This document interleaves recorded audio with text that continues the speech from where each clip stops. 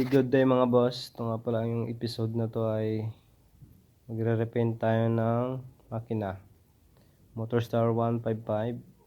Yan, mga old engine na to mga boss. At try natin i-restore, no. So ito yung chassis niya. Hindi pa natin na-repaint yan. So next na yan, i-repaint. So ewan kung magagawa pa natin to ng front at napakapangit na talaga. So ito yung mga ibang part niya mga boss. Tangke, manubela, yung carrier niya, pati yung side cover andyan din, no. Mga luma na talaga, basag-basag na yan, tsaka wala na mga lock, kalawang na rin yung mga tangke niya. So iwan kung maayos pa yan, pero papalitan na ng bago. So budget meal lang itong gagawin natin mga boss, at sana mapanood nyo lahat hanggang dulo. Ayan, pagtsatsagaan natin itong ayusin. Ayan, para yung mga kapara natin na makagustong magpaganda ng motor na walang budget is ito, budget meal lang to mga boss, pero matibay din. So punta tayo dito sa makina, no? Tatanggalin natin muna yung pintura niya para pantay. So gagamit tayo ng Strip-Sol. Yan, paint remover yan. So 100 to 150 pesos to mga boss, murang mura lang. Toothbrush, hingi kayo sa kapitbahay. Yan. So yan, cap niyan ng spray paint. So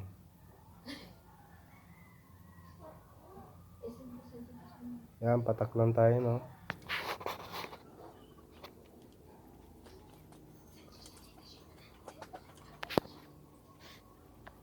Tapos i-brush natin sa lahat ng may pintura. Ayan. So tuloy-tuloy lang natin, ikalat natin lahat. So wag natin kalilimutan ng protective natin sa balat, kasi mahapdi po ito pag tumatalsik sa balat, no, yung Strip-Sol. So yan, ipahid natin lahat yan sa lahat ng gusto nating tanggalin pintura. At yung tamang kapal lang mga boss, para hindi sayang. Kasi minsan yan nahuhulog na lang pag makapal, tumutulo. Yan, lahat ng part lagyan natin. So yan, pag natuklap na mga boss, pwede natin yan steel brush o power spray. So ang gamit ko dito is matalim lang na bagay, kasi wala akong steel brush tsaka power spray, wala tayong ganon. So yan, tiyaga lang. So yan, sabay natin ng linisan na, no. Brushin natin, may mga matitira pang pintura yan, kaya na ng liha yon. So lihahin na lang natin ng medyo magaspang, siguro mga 400 to 600 grit. Tapos ipipinish natin ng 800 bago repaint.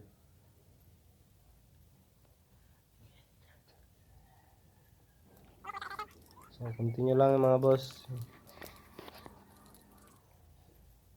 So yan, liha na yan.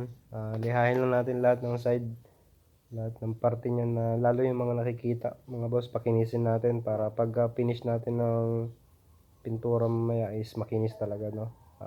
Kitang kita yung shine, kasi mahalata dyan mga boss yung mga bako-bako ng pintura mo pagka ay ng makikita yan pag nag-finish ka na, yung bako-bako. So tanggalin natin yung crankcase, kasi papalitan ko to na clutch lining after ma-finish mga boss. Gamitan natin ng 8mm. So yan, napakaitim na ng loob ng makina. Kasi lumang-luma na to motor na to, siguro nasa 15 years na. So yan, pati itong magneto side tanggal na, pati starter, head cover tanggalin din natin. Yan. Pero kung hindi nyo naman kailangan huwag nyo nang tanggalin mga boss. Kung hindi ko naman kayo gagawa sa loob ng makina, no? Okay lang. So, yan ang gamit natin. Yandi ba yan? Yanday. Spray paint. High temperature yan mga boss. Para safe. Kasi pagka hindi high temp mga boss, na-try ko na lumulubo. Sayang yung pintura tsaka yung pagod. So, high temperature pwede na yan. Kahit low, mura lang. 120 yata yan o yan. So, spray lang natin. Minimum 2 coat para medyo makapal. Tsaka pantayin natin yung kulay. Yan. So, ito sa mga crankcase, ganun din. 2 coat din. Yan. Pantayin natin mga boss para magandang tignan. So, kita nyo, ang ganda, di ba? So, make sure din natin mga boss na walang mga tubig yan. Yung mga singit-singit ng makina. Kasi hindi didikit yung pintura pag may tubig. Tapos dapat mainit para madaling matuyo.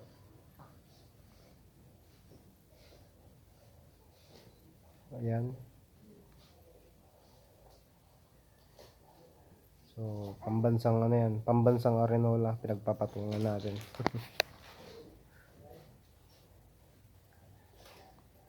So, ayan mga boss, talagang dapat pantay para maganda. Tsaka wag masyadong itututok yung spray paint para hindi tutulo yung pintura.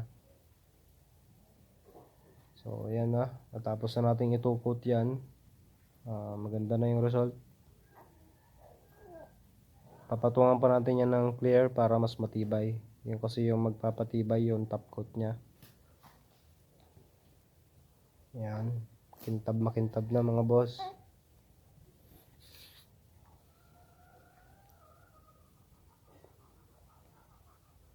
So, sa murang halaga, mapapabago natin yung itsura ng makina. So, ito, top coat. Ng Samurai mga boss. Maganda na to. Hindi na to basta-basta matunaw sa init at saka sa gasolina.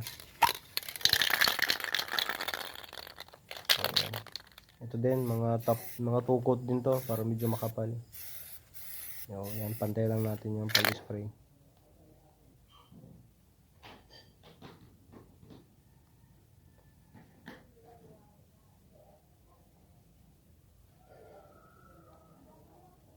Kung hindi ka pa nakasubscribe mga boss, subscribe na yan para makatulong naman sa aking munting channel. Sa mga subscriber ko, maraming salamat po sa mga suporta. Sana po wag kayong magsawa na suportahan po yung aking munting channel. So, ito yung ginamit natin, no? Yan, spray paint na Yanday. Height yan. High temperature at saka 1-128 na clear ng Samurai. So, ayan po yung result niya sa crankcase, no? Ganda. Crankcase cover. So, ayan. So, parang bago na ulit. Sa murang halaga lang yan mga boss.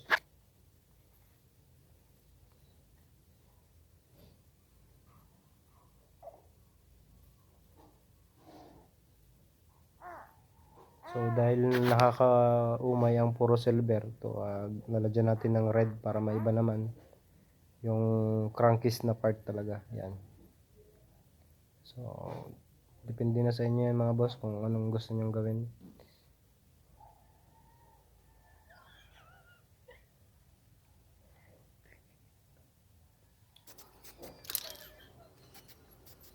So, after nya matuyo, lagyan natin ng clear.